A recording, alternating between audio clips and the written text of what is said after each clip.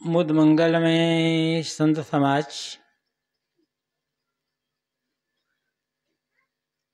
धर्म प्रेमी सज्जनों, श्रद्धा मूर्ति देवियों,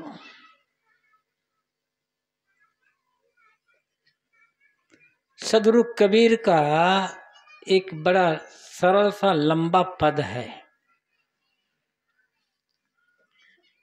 उस पद के प्रारंभ की 2-4 पंक्तियों पर हम थोड़ी चर्चा करेंगे।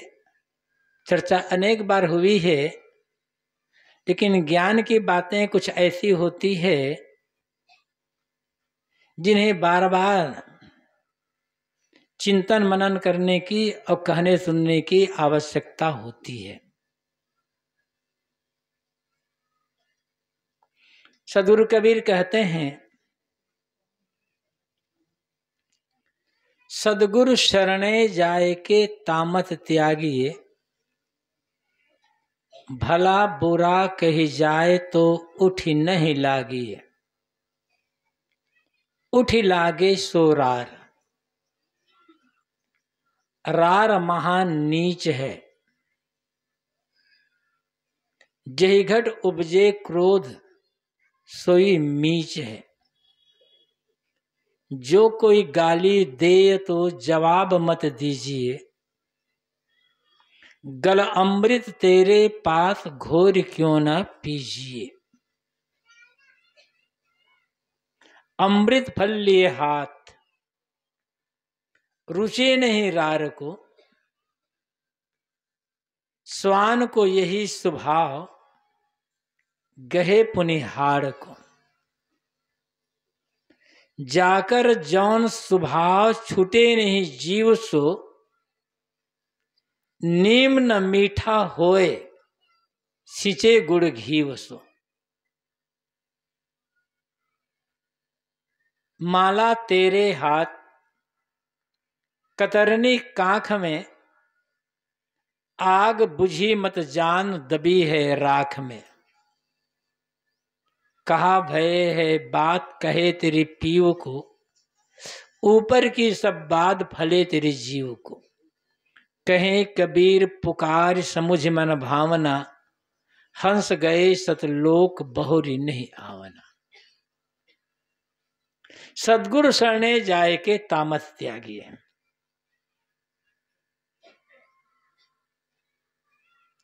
हम गुरु की भक्ति करते हैं, भगवान की आत्मा परमात्मा की भक्ति करते हैं। धर्म के नाम पर हम बहुत कुछ करते हैं। सत्संग करते हैं, कथा करते हैं, कीर्तन करते हैं, ध्यान चिंतन आदि करते हैं। हम किसी गुरु के शिष्य हो गए हैं या स्वयं अपने को गुरु मानते हैं। साहब कहते हैं, इन सब की कसौटी क्या है? कैसे माना जाए कि तुम भगत हो, धार्मिक हो, सत्संगी हो, तुम गुरु के सेवक हो? पहचान क्या है? क्या अमुक प्रकार का वेद बना लेना, कंठी माला पहन लेना, चंदन लगा लेना, दाढ़ी बढ़ा लेना, चोटी बढ़ा लेना, या अमुक प्रकार का कपड़ा पहन लेना, ये भक्ति भगत होने का, धार्मिक सत्संगी होने का, पुजारी होने का, साधु महात्मा होने का लक्षण है? सोचें।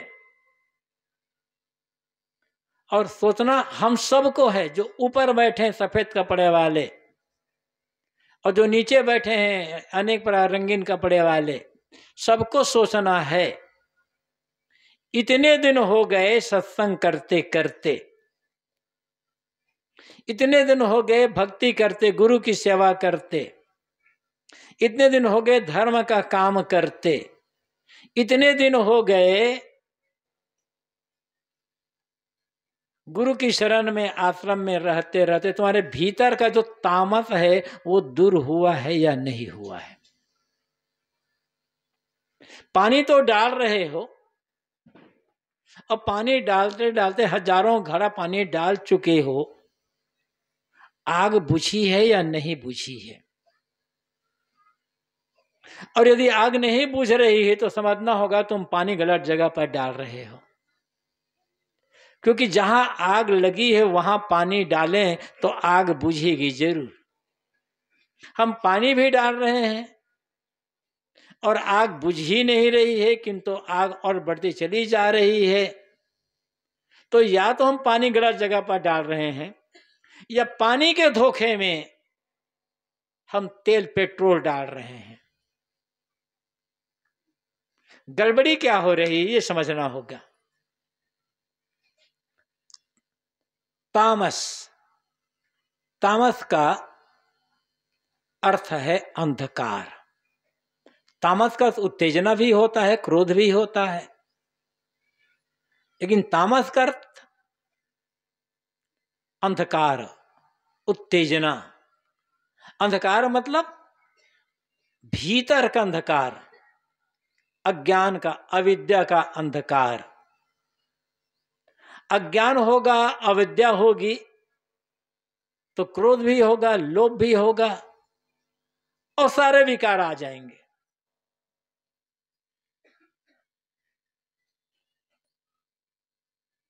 सब कुछ कर रहे हैं,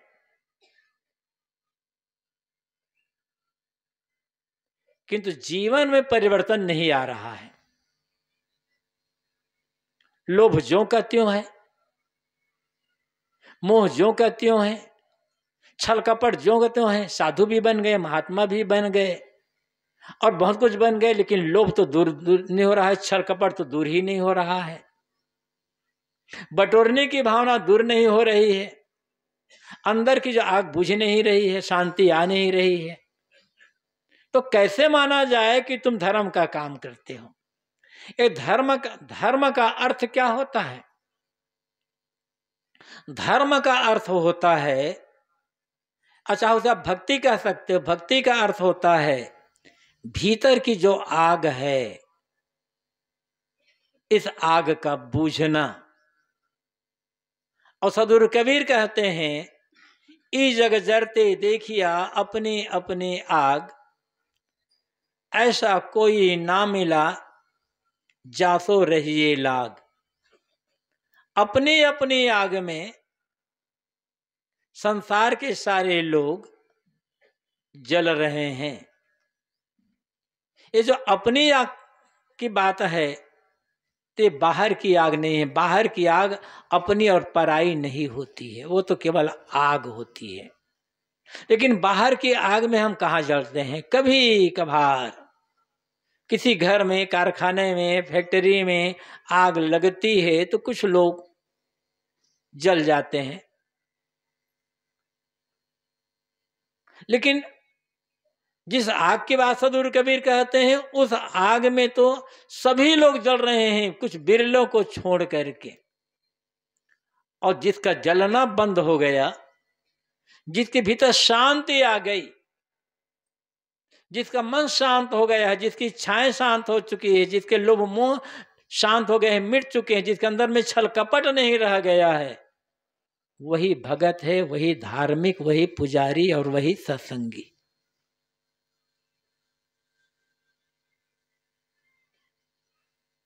और भीतर की आग बुझेगी तो राग द्वेष किसके लिए होगा? ईर्ष्या और घृणा किसके लिए होगी? छल कपट किसके लिए करेंगे? झूठ किसके लिए बोलेंगे? एक धार्मिक व्यक्ति यदि झूठ बोलता है, थोड़े थोड़े पैसे के लिए यदि एक धार्मिक और पुजारी और सत्संगी और साधु छल कपट करता है, तो संसारी और गृहस्थों को फिर आदर्श कहां से मिलेगा? जब एक धार्मिक झूठ बोल रहा है तो अधार्मिक आदमी को हम कैसे विश्वास करें कि वो सच बोलेगा? एक धार्मिक कहे जाने वाला व्यक्ति, एक गुरु कहे जाने वाला व्यक्ति, एक पुजारी कहे जाने वाला व्यक्ति पद के लिए, प्रतिष्ठा के लिए, मान सम्मान के लिए छल कपट कर रहा है, तो संसारी और अधार्मिक जो जिसे आप नास्तिक कहते हो, उनसे आप अच्छी आशा कैसे कर सकते हो? ये समझने की बात है। किसी दूसरे की तरफ अंगुली उठाना नहीं है, अपने को समझना होगा। भीतर सोचना होगा हम सबको। इतने दिन बीत गए सत्संग करते करते, कितना परिवर्तन आया जीवन में, कितना परिवर्तन आया मन में, स्वभाव में, कर्म में, व्यवहार में। और यदि कोई परिवर्तन नहीं आया है तो कैसे माना जाए कि सद्गुरु की भक्ति करते हो या किसी भगवान की भक्ति करते हो? कहीं भी रहें,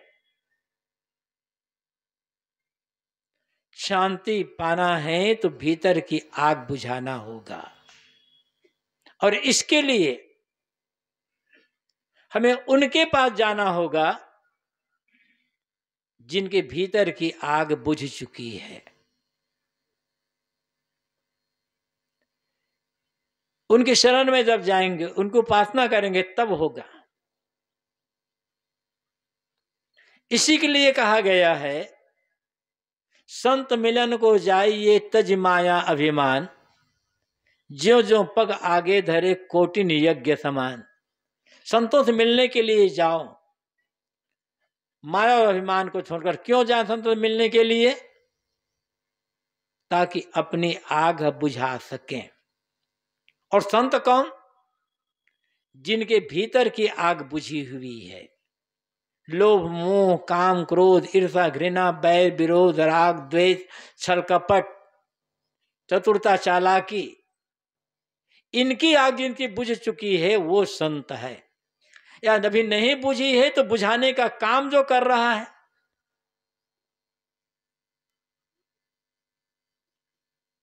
कोई एकाएक तो बुझा नहीं पाएगा।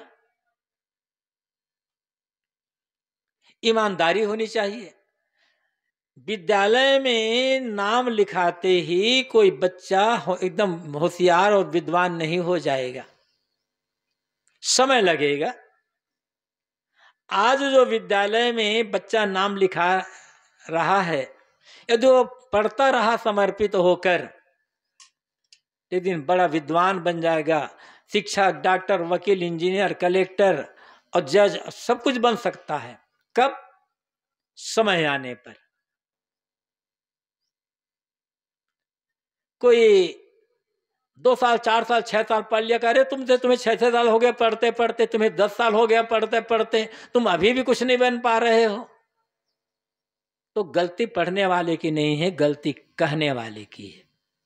इसी प्रकार कोई साधु भी हो गया तो ऐसा थोड़े है कि बस साधु का कपड़ा पहना तो एकदम शांत हो जाएगा। वो ईमानदारी पूर्वक लगा हुआ है, ईमानदारी पूर्वक लगा रहेगा तो धीरे धीरे शांत हो जाएगा। मैं इसलिए भी कह रहा हूं, किसी साधु की थोड़ी सी गलती देख करके लोग तुरंत उंगली उठाते हैं, अरे तुम साधु हो ऐसे। ठीक है, साधु में गलती नहीं होनी चाहिए, लेकिन वो भी तो इंसान है, अभी वो साधना कर रहा है। हाँ, ईमानदारी चाहिए। जिसके भीतर छल है, कपट है, चतुरता, चालाकी है, वो पूरी जिंदगी रह जाएगा, उसी छल कपट में मर जाएगा। ईमानदारी की आवश्यकता है, चाहे वो साधु हो, चाहे वो गृहस्थ हो, चाहे स्त्री हो, चाहे पुरुष हो। तो जाना क्यों है संत मिलन के लिए? ताकि हमारे जीवन में संतत्व आ सके। संतत्व का अर्थ है समता भाव में जीना और भीतर की आग को बुझाना। इसी के लिए कहा जाता है उपासना। उपासना का अर्थ होता है भक्ति, सेवा, लेकिन उपासना का अर्थ होता है निकट बैठना। उप का अर्थ होता है निकट, पास में। आसना का अर्थ होता है बैठना, निकट बैठना। कोई आदमी बराबर चोर के निकट बैठता है और चोर की बात सुनता है, धीरे धीरे वो चोरी करना सीख सकता है। कोई आदमी शराबी के पास बैठेगा, धीरे धीरे उसकी संगत करता रहेगा तो शराबी हो सकता है। किसी वकील के पास बैठो और ध्यान पूर्वक उस वकील की बात को सुनते जाओ तो कुछ दिनों पे, कुछ सालों में कानून की धारा, दांव-पेच आदि का काफी कुछ पता चल जाएगा। किसी डॉक्टर पास बैठे अब बराबर बैठते रहे, उनकी बातें सुनते रहे, खिलाकर आपको देखते रहे तो रोग के निदान का ज्ञान हो जाएगा। ऐसे ही जो सच्चे संत हैं उनके पास हम बैठेंगे और बराबर उनकी बातों को सुनते रहेंगे और सुन करके जीवन में उतारते रहेंगे तो हमारे जीवन की जो आग है वो बुझती चली जाएगी। उपासना का अर्थ ही है संत या गुरु जो ज्ञान की बातें बता रहे हैं, उन ज्ञान की बातों के निकट अपने मन को बैठाना। और मन को बैठाने का अर्थ क्या है? धीरे धीरे उन ज्ञान की बातों का जीवन में आचरण करना। कहने से नहीं होगा, करने से होगा। जो ज्ञान की बातें मैं बता रहा हूं वो मैं नहीं जानता हूं, आप सब जो नीचे बैठे हुए हैं सब जानते हैं और हमसे ज्यादा भी जानते होंगे। हमारे और आपके जानने में कोई कमी नहीं है। कमी कहां है? करने में। गुरु की बातों को हम याद भी कर लें, बढ़िया भजन गा लें, बढ़िया प्रवचन कर लें, बढ़िया लोगों को रिझा लें, इससे भी काम नहीं बनेगा। जो गाते हैं, जो कहते हैं, उनको जीवन में उतारना होगा। साहब ने कहा है, गावे कथे विचारे नाहि अनजाने का दोहा। लोग ज्ञान की बातें कहते हैं, गाते भी हैं, किंतु विचार करके आचरण नहीं करते, इसलिए उनका गाना कहना अनजाना बराबर है अनजाने का दोहा हो जाता है। लोहा पारस से छू जाए तो सोना बन जाता है, ऐसी कहावत है। क्योंकि पारस, दुनिया में पारस कहीं है ही नहीं, केवल पुस्तकों में लिखा हुआ है पारस। सोने के प्रति आकर्षण रहा है लोगों का, तो उससे साहब उदाहरण देते हैं कि पारस से छूने पर लोहा सोना बन जाता है, किंतु यहां तो लोहा पारस के साथ में ही है, फिर भी सोना नहीं बन पा रहा है। क्यों? क्योंकि पारस और लोहे के बीच में लोहे का मूर्चे का पर्दा आ गया है। लोहे में मूर्छा लगा, जंग लग गया है। अब वो जंग लोहे को पारस स्पर्श नहीं करने दे रहा है, तो लोहा पारस से छू करके सोना कैसे बनेगा? लोहा में ही लोहे का जो जंग है, मूर्छा है, वो बाहर से नहीं आता, उसी से पैदा होता है। और वही लोहे का मूर्छा लोहे को खा जाता है। ऐसे ही जिस आग में हम और आप जल रहे हैं, जिस मनोविकार में जल रहे हैं, जिस दो दुर्गुणों में जल रहे हैं, हमारे भीतर किसी ने डाला नहीं है, वो हमने ही पैदा किया है। सुख की भावना बना करके, आकर्षित हो करके, हमारे ही बनाए विकार, हमारे ही बनाए दोष दुर्गुण एक दिन हमारी पूरे जीवन को बर्बाद कर देते हैं। इसीलिए गुरु के निकट ही बैठे हुए हैं, बराबर सत्संग कर रहे हैं, गुरु की बातों को पढ़ भी रहे हैं, कह भी रहे हैं, किंतु जीवन सोना नहीं बन पा रहा है। अच्छी तरह से याद भी कर लिए हैं, कहते हैं साहब आपने जो कहा मुझे अच्छी तरह से याद है, किंतु जीवन सोना नहीं बन पा रहा है, शांत नहीं हो रहा है। क्यों? हमारे दोष, हमारे मन के विकार, हमारे लोभ, हमारे लालच, इन सब के कारण से गुरु का ज्ञान रूपी जो पारस है उससे हमारे मन का स्पर्श नहीं हो रहा है, इसलिए हमारे जीवन में परिवर्तन नहीं आ रहा है। इसलिए याद कर लेना, गा लेना, दूसरों सुना देना बड़ा सरल है,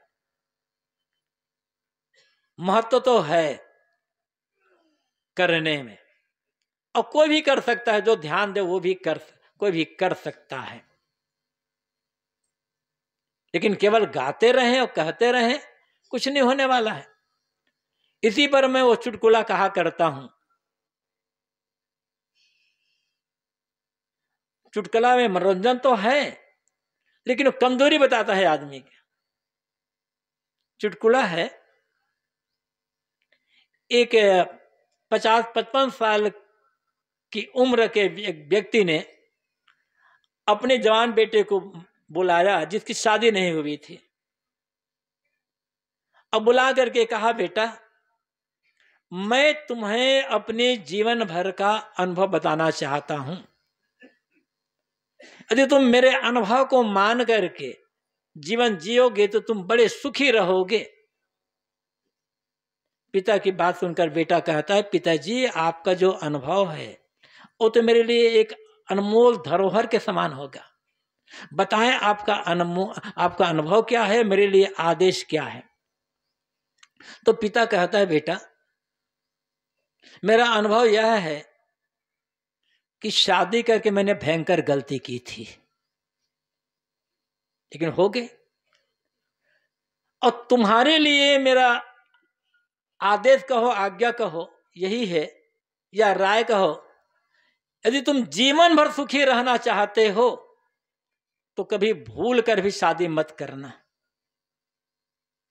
पिता अपने बेटे से कह रहा है कि शादी करके मैंने भयंकर गलती की थी, और तुम यदि जीवन भर सुखी रहना चाहते हो तो भूल करके शादी मत करना। पिता बात सुनकर लड़का बेटा कहता है, पिताजी आपकी इस बात को मैं जीवन भर याद रखूं, कभी जीवन में कभी नहीं भूलूंगा, और अपने बेटे को भी बताऊंगा, बेटा तू कभी शादी मत करना।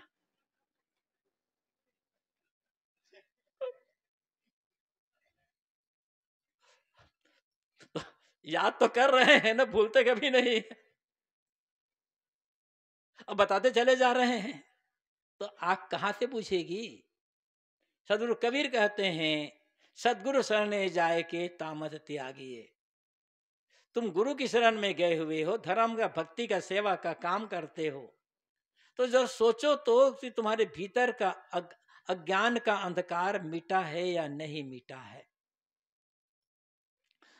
और यदि अज्ञान का अंधकार मिट गया, भीतर का दुख समाप्त, तो भीतर की जो आग है ये आग बुझ गई, तो समझ लो तुम्हारा सब कुछ करना सफल और सार्थक हो गया। कौन कितने दिन से लगा हुआ है इसका महत्व नहीं है, महत्व है उन बातों को किसने किस रूप में धारण किया और कैसे जीवन में प्रयोग किया।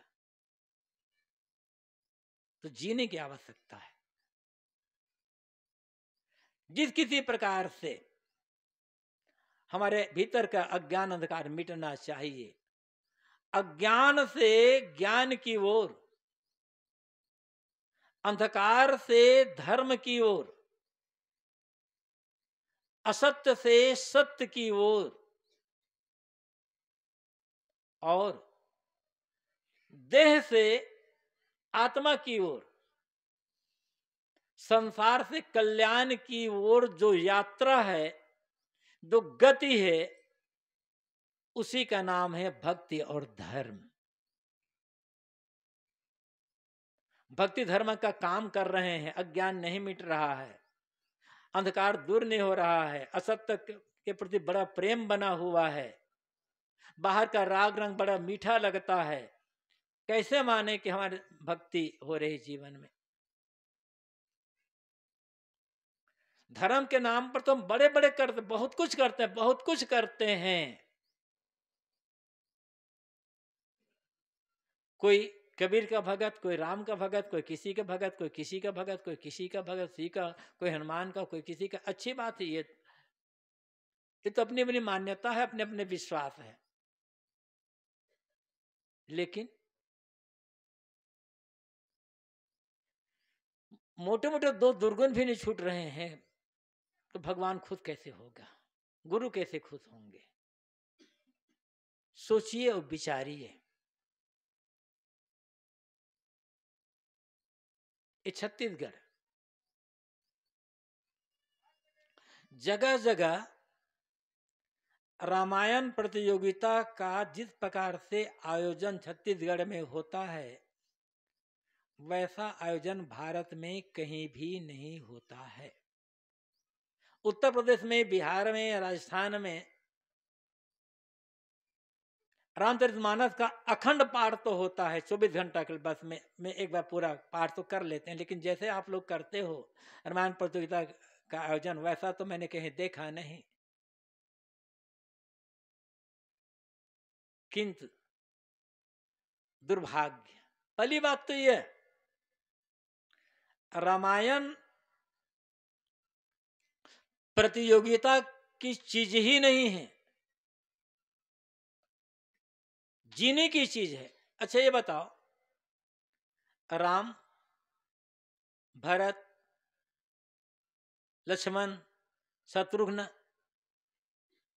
इन भाइयों में किसी प्रकार की प्रतियोगिता थी? इन लोगों ने प्रतियोगिता की या इन लोगों ने जीवन को जिया? सीता और राम में कोई प्रतियोगिता थी? हनुमान और राम में कोई प्रतियोगिता थी? उन लोगों ने प्रतियोगिता तो नहीं किया, और आप कर रहे हो प्रतियोगिता। और प्रतियोगिता में मतलब है हार और जीत, मतलब ही नहीं किसका बाजा बढ़िया बजता है, कौन बढ़िया टीका करता है, कौन बढ़िया भजन गाता है। भजन तो फिल्मी तर्ज में ही गाना हो। आजकल तो फिल्मी तर्ज के भजन तो सब लोग गाने लग गए हैं। मानसिकता ही खराब है ना।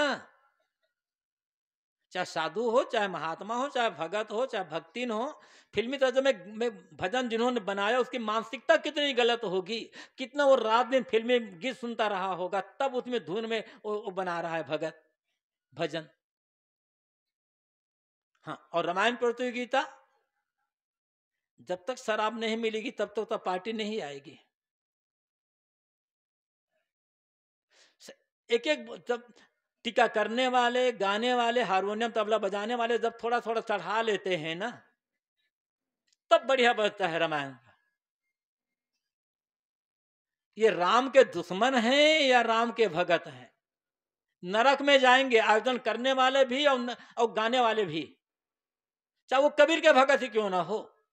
कबीर के भक्त कहलाता हो और शराब पीता हो, अंडा मांस मछली मुर्गा खाता हो, तो कबीर के अपना तो डुबा रहे हैं, कबीर के और राम के, हनुमान के, सबके नाम को डुबा रहे हैं, क्योंकि भीतर तामस भरा हुआ है।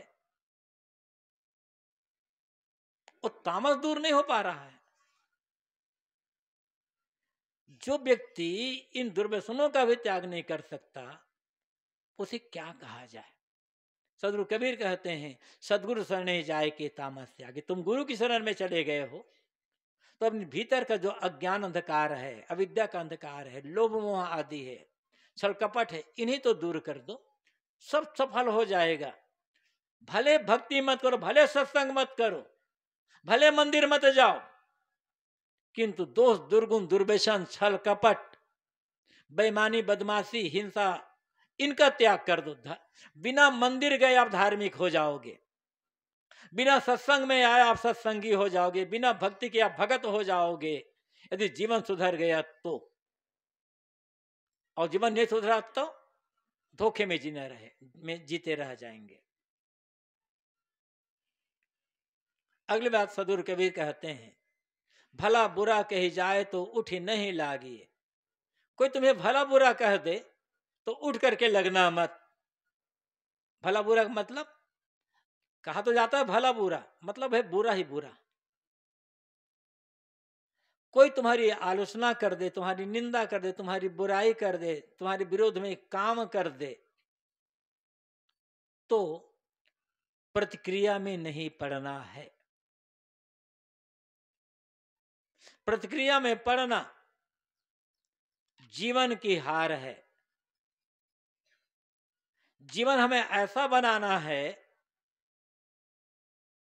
कि अपने जीवन का मालिक बनकर के जीना होगा। प्रतिक्रिया में पड़ने का अर्थ हो जाता है अपने जीवन का रिमोट दूसरों के हाथों में दे देना, और प्रतिक्रिया रहित जीवन होना। प्रतिक्रिया रहित व्यवहार करना, अपने जीवन का रिमोट अपने हाथों में रखना, मालिक बन करके जिए। आदमी का मालिक नहीं, धन संपत्ति का मालिक नहीं, मठ का आवासों का मालिक नहीं।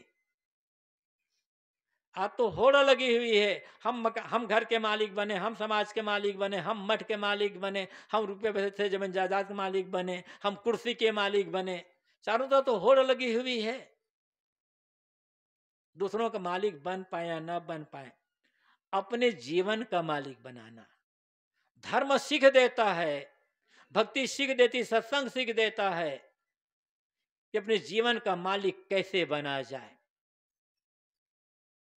जीवन का मालिक तो बन नहीं पाए, दूसरों का मालिक बनने का सपना देख रहे हैं और नहीं बन पा रहे हैं तो लड़ाई कर रहे हैं, झगड़ा कर रहे हैं। लड़ करके मालिक बनना है। ये लड़ करके कोई मालिक बना है आज तक अपने जीवन का? और जो जीवन का मालिक नहीं बन पाया, वो कैसे समझा जाए कि धर्म का काम करता है? धीरे धीरे ही सही।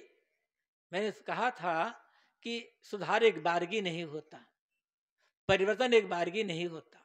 कोई ऐसा होता है जो एक बारगी अपने को बदल लेता पूरा का पूरा, लेकिन उसकी भी प्रतिक्रिया, उसकी भी जो प्रक्रिया है भीतर भीतर चलती रहती है, दिखाई तब पड़ती है जब वो प्रक्रिया बाहर प्रकट हो जाती है। तो धीरे धीरे से एक उदाहरण याद आता है। तथागत बुद्ध एक जगह बैठे हुए थे। कुछ लोग बुद्ध के विचारों से क्षुब्ध थे,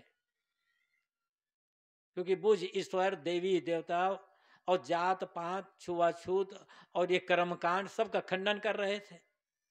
और जिनकी रोजी रोटी ये कर्मकांड से, पूजा पाठ से चल रहे थे, जो अब मानते थे हम जन्म से बड़े हैं, उनका क्षुब्ध होना तो स्वाभाविक है। इसलिए कबीर साहब से भी लोग क्षुब्ध थे। तो कुछ लोग बुद्ध के विचारों से क्षुब्ध थे। उन्हीं में से एक युवक आया, महा क्रोध में थे वो, बुद्ध के विचारों सुन करके सुना कि बुद्ध मुझे बैठे हुए हैं। वो युवक आया और जब बुद्ध के पास तो जाते ही बुद्ध के मुख पर थूक दिया। अब सोच सकते तो किसी के मुख पर थूक दो तो क्या होगा? भयंकर प्रतिक्रिया। बुद्ध ने देखा कि इस युवक ने मुंह पर थूक दिया है, कपड़ा उठाया, उस थूक को पोंछा और पोंछने के पश्चात बुद्ध बड़े प्रेम से, शांति से कहते हैं, तुम्हें कुछ और कहना है क्या? युवक तो हैरान हो गया। वो तो सोचकर आया था जब मैं बुद्ध के चेहरे पर थूकूंगा तो बुद्ध गुस्से में आ जाएंगे और मुझे गाली देंगे, तब मुझे क्या क्या कहना है। वो तो लड़ने के लिए साथ आया था ना। यहाँ तो बुद्ध चुपचाप, कोई प्रतिक्रिया नहीं कहते। अब बड़े धीरे से प्रेम से पूछते हैं, तुम्हें कुछ और कहना है क्या?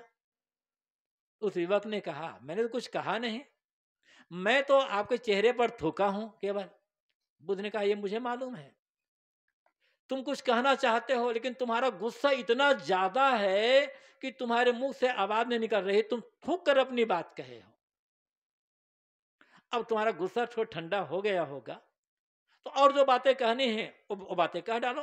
तुम्हारा थूकना अपनी बात कहने का, अपने गुस्सा प्रकट करने का एक माध्यम था, तो और जो कहना हो कहो। हैरान युवक कुछ नहीं कहा। बुद्ध की शांति के सामने वो पराजित हो गया, लौट आया। और जब घर लौट आया तब उसे बड़ी ग्लानि हुई कि मैंने तो गलत सुना था, एक सच्चे महात्मा के चेहरे पर मैं थूक कर आया, कितना बड़ा अपराध किया। बड़ी ग्लानि हुई, बहुत पश्चाताप करता। रात में बराबर नींद नहीं आई। सुबह हुआ, नहाया धोया और फिर पहुंचा बुद्ध के पास, और जाते ही बुद्ध के पैरों पर गिर पड़ा, रोता रहा, आंसू बहाता रहा बुद्ध के चरणों में अपना माथा रगड़ता रहा। बुद्ध चुपचाप बैठे रहे। अब कितने देर तक रोएगा, कितने देर तक माथा रगड़ेगा वो। युवक उठा, अपने आंसू पोंछा, तो बुद्ध ने कहा तुम्हें कुछ और कहना है? वो तो और हैरान कि भगवान मैं तो कुछ कहा नहीं हूं, मैं तो ग्लानि से पश्चाताप कर रहा था, आंसू बहा रहा था, बस मैं कुछ कहा नहीं। तो बुद्ध ने कहा कल तुमने अपनी बात थूक करके कही थी, आज तुम अपनी बात रो करके कह रहे हो।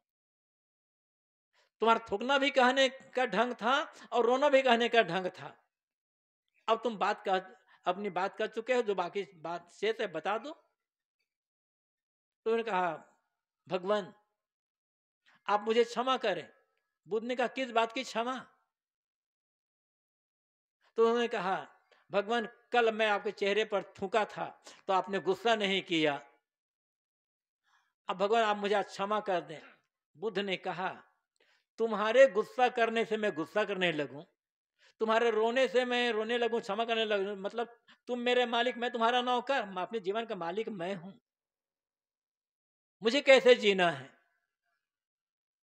यही है क्योंकि उनके भीतर की आग बुझी हुई थी। कोई गुस्से में आकर हमें गाली दे दिया या कुछ और कह दिया, हम नाराज हो गए। बाद में व्यक्ति आकर माफी मांग रहा, हमने माफी कर दिया, मतलब हमारा कोई मूल्य नहीं, हमारा कोई वजूद ही नहीं है, जैसा वो कहेगा वैसा हम करेंगे।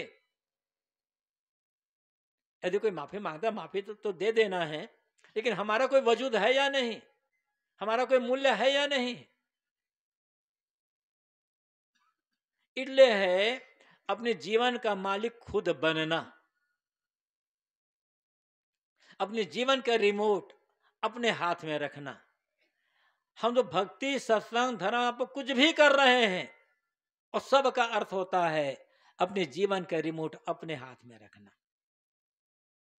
यदि किसी ने हमारी निंदा कर दी, हमारा अपमान कर दिया, हमारी बुराई कर दी, हम दुखी हो गए, चिढ़ गए, गुस्सा करने लग गए, और किसी ने हमारी प्रशंसा कर दी, हमारा सम्मान कर दिया, हम खुश हो गए, प्रसन्न होकर नाचने लग गए, इसका मतलब है हमारे जीवन का रिमोट दूसरों के हाथ में है। अब कब निंदा बटन दबाकर हमें दुखी कर दे, कब प्रशंसा बटन दबाकर हमें खुश कर दे। अपने जीवन का रिमोट अपने हाथ में रखने मतलब क्या है? कोई निंदा करे तो शांत रहना है और कोई प्रशंसा करे तो शांत रहना है। प्रशंसा करने पर यदि उछलोगे, किसी ने सम्मान किया, हम आए, हमें ऊंची जगह पर बैठा दिया, लोग हमारे आते लोग खड़े हो गए और लोग हमारे सामने हाथ जोड़ बंदगी करने लगे, प्रणाम करने लगे, हम खुश हो गए, मतलब हमारी कोई कीमत नहीं है, वो आपकी मर्जी है। आप हाथ जोड़ते हो, प्रणाम करते हो, खड़े होते हो, वो आपकी भावना है। आपके खड़े होने से मैं बड़ा नहीं हो जाऊंगा, आप नहीं खड़े होगे तो मैं छोटा नहीं हो जाऊंगा, मैं जैसा हूं वैसा हूं। जो मैं करूंगा उसका फल मुझे मिलेगा। आपके खड़े होने से बैठे रहने से मेरे जीवन में कोई फर्क नहीं आने वाला है। लेकिन आप लोग खड़े होते हो, हाथ जोड़ते हो, बंदगी करते हो, इसे देख करके मैं खुश हो गया, और जब मैं आऊंगा आप लोग खड़े नहीं होगे, बैठे रहोगे, प्रणाम नहीं करोगे, तो मुझे दुखी होना पक्का है, क्योंकि मैं दुख का बीज बो लिया है। प्रशंसा करना, निंदा करना, सम्मान करना, अपमान करना, गाली देना, मीठे शब्द कहना, ये आपकी मर्जी है, जिसका जैसा होगा वैसा होगा। एक बार यही बात नहीं, चाहे वो घर में हो, चाहे मठ में हो, चाहे कहीं भी हम हो, ये बात नहीं है यहाँ केवल ये बात साधु समाज के लिए कही जा रही है या मंच के लिए कही, व्यक्ति के जीवन के लिए ये बात कही जा रही है। निंदा पाने लायक कोई काम न करें, ऐसा कोई काम न करें जिससे समाज में अपमान हो, समाज में हंसी उड़े, लोग गाली दें, क्योंकि गलत काम करने से दूसरा नुकसान तो होता ही है, पहला नुकसान तो अपना होता है। लोभ में, मोह में, ईर्ष्या में, द्वेष में, घृणा में, या किसी के लिए हम गलत काम करेंगे तो सबसे पहले हम अपना नुकसान करते हैं। ऐसा कोई काम ना करे, सेवा का, भक्ति का, सत्संग का, धर्म का, परोपकार का काम करें, लोगों की भलाई का काम करें, इसमें सबसे पहला लाभ हमारा होगा। हम ध्यान करते हैं, चिंतन करते हैं, लाभ हमारा होगा। फिर उसके पश्चात दूसरों का जो मिलेगा वो मिल जाएगा। अपनी भलाई के लिए हमको करना है, दूसरों भलाई के लिए हमको नहीं करना है। तो जिस काम को करने से, जिस बात को बोलने से निंदा होती हो, अपमान होता हो, बुराई होती हो, ऐसा कोई काम नहीं करना है, ऐसे कोई बात नहीं बोलना है, किंतु सही रास्ते पर चलना है। उसके पश्चात हमारे बारे में लोग क्या कहते हैं, इन बातों को भुला देना होगा। यदि जीवन को सच्चे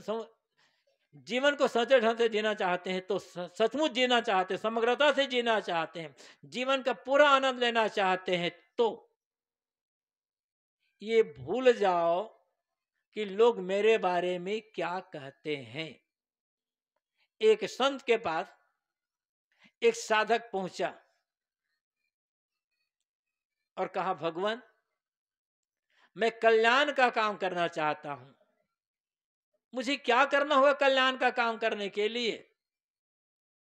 संत ने कहा, यदि सचमुच में कल्याण का काम करना चाहते हो तो अंधा गूंगा बहरा बन जाओ। देख रहे हो कोई तुम्हारी बुराई कर रहा है, बहरा बन जाओ। क्रोध आ गया, गूंगा बन जाओ। देखते हो कि तो तुम्हारे विरोध में काम कर रहे हैं, अंधा बन जाओ। किस किस को उत्तर दोगे? सदगुरु कवि ने तो यहां तक कहा है, जो तू भक्ति करन को चाहत हो, निंदा से नहीं डरी हो जी, 5 छड़ी कोई सिर पर मारे, सहत बने तो सही हो जी। यदि तुम भक्ति करना चाहते हो, सेवा चाहे वो राजनीति में रहकर सेवा करना चाहते हो, चाहे धन से सेवा करना चाहते हो, या साधु मठ में रहकर सेवा करना चाहते हो, किसी प्रकार से सेवा करना चाहते हो समाज के, तो निंदा से डरना मत। निंदा से डरने वाला व्यक्ति सेवा नहीं करेगा, और जो सेवा नहीं कर सकता वो साधना भी नहीं करेगा। चाहे सेवा का काम हो, चाहे साधना का काम हो, दोनों काम तभी आदमी कर सकता है जब वो निंदा से डरना बंद कर देगा। ठीक है, ये दुनिया है, उत्तर नहीं देना है। साहब ने इसलिए कहा है, हस्ती चढ़िए ज्ञान की, सहज डुली चाह डार, स्वान रूप संसारे भूकन देशक मार। ज्ञान के हाथी पर चढ़ो, समता के हाथी पर चढ़ो, साधना के हाथी पर ऐसा चढ़ जाओ, फिर चढ़ो। ये संसार भूकने दो, कुत्तों का काम है भूकना। कभी कभी आपने देखा होगा, कुछ लोग हाथी पालते हैं, गांव में लेकर आते हैं भिक्षा मांगने के लिए। गांव की गली से होकर के हाथी गुजरता है, और हाथी को देखकर कुत्ते भौंकते हैं, लेकिन हाथी कभी पीछे लौटकर देखता नहीं कितने कुत्ते हैं भूकने वाले। और इसी प्रकार जब हाथी गांव से गुजरता है तो लोग निकलते हैं घर से, हाथी को प्रणाम करते हैं, कोई रोटी खिलाता है, कोई केला खिलाता है, कोई और कुछ खिलाता है, और हाथी वाले को पैसा देता है, अनाज आदि देता है। तो जो लोग हाथी को प्रणाम करते हैं, उसे रोटी या केला या कुछ खिलाते हैं, हाथी वहां भी नहीं ठहरता। यहां मुझे सम्मान मिल रहा है, आदर मिल रहा है, हाथी नहीं ठहरता। अब पीछे भूखने वाले जो कुत्ते हैं, उनसे हाथी डरता भी नहीं, अपनी मस्ती चाल में चलता रहता है। हाथी आगे बढ़ता गया, बढ़ता गया, बढ़ता गया, कुत्ते भूखते गए, और धीरे धीरे हाथी गांव से बाहर निकल गया। तो कुत्ते कहा, हमने भूखा ना तब ये बाहर गया गांव से, नहीं तो यहीं बैठकर रह जाता है। जबकि हाथी को पता भी नहीं है कि कुत्ते भूख रहे हैं। बस हाथी का यही आचरण जीवन उतारना है। सम्मान मिले वहां भी रुको मत, अपमान मिले तो परवाह मत करो। जीवन जीने का ये सुंदर तरीका है। फिर जिसकी भक्ति करना चाहो करो, जैसे उपासना करो, जो नाम जपना चाहो जपो, कोई उसमें फर्क नहीं पड़ता है। तो सदगुरु कबीर कहते हैं, सदगुरु शरणे जाए के तामत त्यागिए, भला बुरा कही जाए तो उठ नहीं लागी। तुम गुरु की शरण में गए हो, भक्ति सेवा सत्संग पूजा धर्म का काम करते हो, तो अपने भीतर की जो आग है इस आग को बुझा डालो, आग जलने ना पाए। और कोई तुम्हारी बुराई करे तो उठ कर लगो मत, भला बुरा सबका सुन लिख लीजिए, कर गुजरान गरीबी में, मन लागो मेरो यार फकीरी में। फकीरी का अर्थ ही ये होता है, फकीरी कोई कपड़ा नहीं है कि पहन लो फकीर बन जाओगे। साहब कहते तुम यदि भला बुरा जो कुछ कर सबको सुन लोगे और लोभ छोड़ दोगे तब फकीर बन पाओगे। उलझने वाला आदमी, लड़ने झगड़ने वाला आदमी, लोभी आदमी साधु का फकीर का कपड़ा पहन सकता है, लेकिन फकीर और साधु नहीं बन सकता, नहीं हो सकता है। ऐसे ही कोई चंदन लगा लिया, चोटी वाला लगा लिया और दाढ़ी बढ़ा लिया और कुछ माला पहन लिया तो भगत नहीं हो जाएगा। भक्ति जब जीवन में उतरेगी तब काम करेगी। समझना है हमको, और समझ करके जैसी अपनी शक्ति हो, अपनी समझ, अपनी योग्यता, अपना समय हो, उधर धीरे धीरे धीरे धीरे चलते रहें, आगे चलते रहें, पीछे मुड़ करके न देखें कि कौन साथ दे रहा है कौन साथ नहीं दे रहा है। चलते चलते धीरे धीरे करते करते आग पूरी बुझेगी और इसी जीवन में हम पूरा का पूरा शांति का आनंद ले सकेंगे। सदगुरु कबीर का और संतों का हम लोगों के लिए यही आदेश है, उपदेश है। समझना है और जीने का प्रयास करना है, ताकि हमारा जीवन सार्थक हो सके और जो कुछ अपने थोड़ी शक्ति के अनुसार हम समाज की सेवा कर सके। समय कुछ ज्यादा हो गया है, अपने वाणी को यहीं पर विराम देता हूँ। बोलिए श्री सदगुरुदेव की जय।